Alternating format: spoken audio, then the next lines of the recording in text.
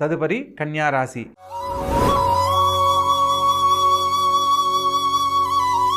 ఈ యొక్క కన్యా రాశి జాతకులకు లగ్నంలో కేతువు, సప్తమంలో రాహుగ్రహ సంచారం జరుగుతున్న క్రమంలో రాహుకేతుల మధ్య అన్ని శుభగ్రహాలు సంచరిస్తున్న కారణంగా ప్రతి పనిని ఆచితూచి వ్యవహరించాలి. ప్రత్యేకంగా పంచమ స్థానంలో రవి బుధులు మరియు శుక్రుడు కుజుడు కలవడం వల్ల శుక్రమంగళ యోగం జరుగుతున్నప్పటికీ ముఖ్యమైన పనుల్లో స్త్రీ మూలక వివాదాలకు దూరంగా ఉండాలి.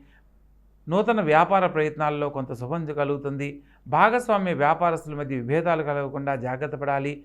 అదేవిధంగా మీ యొక్క వ్యక్తిగత విషయాలను ఎవరికి చర్చనీయాంశం కాకుండా కూడా జాగ్రత్త పడాలనేది సూచనగా తెలుసుకోవాలి. షష్టమ స్థానంలో రవి మరియు శని సంచారం జరుగుతున్న క్రమంలో కొంత శారీరక శ్రమ, పనులు ఒత్తిడి అధికమవుతాయి.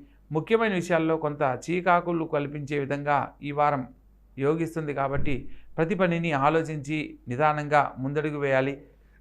సప్తమ స్థానంలో రాహుగ్రహ సంచారం చేత జీవిత భాగస్వామితో ఎటువంటి వాగ్వివాదాలకు వాదోపవాదనలకు వెళ్ళకూడదు.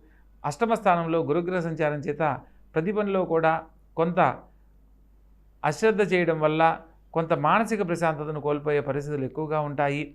భాగ్యస్థానంలో చంద్రగ్రహ సంచారం రీత్యా ఉద్యోగ రీత్యా కొంత శుభం చేకూరుతుంది. ఆర్థికంగా కొంత లాభపడడానికి ఇది అనుకూలమైన కాలంగా చెప్పడం జరుగుతుంది. మొత్తం మీద ఈ రాశి వారికి అష్టమ స్థానంలో సప్తమాధిపతి అయిన గురువు సంచరిస్తున్న కారణంగా గురుగ్రహానికి సంబంధించిన పరిహారాలను తప్పనిసరిగా ఆచరించడం వల్ల మాత్రమే ఉన్నతమైన జీవితాన్ని పొందుతారు. ప్రత్యేకంగా షిరిడీ సాయిబాబా ఆలయ సందర్శనము, దత్తాత్రేయ స్వామి ఆలయ సందర్శనం చేయడం ఈ వారం అత్యంత యోగదాయకంగా చెప్పడం జరుగుతుంది.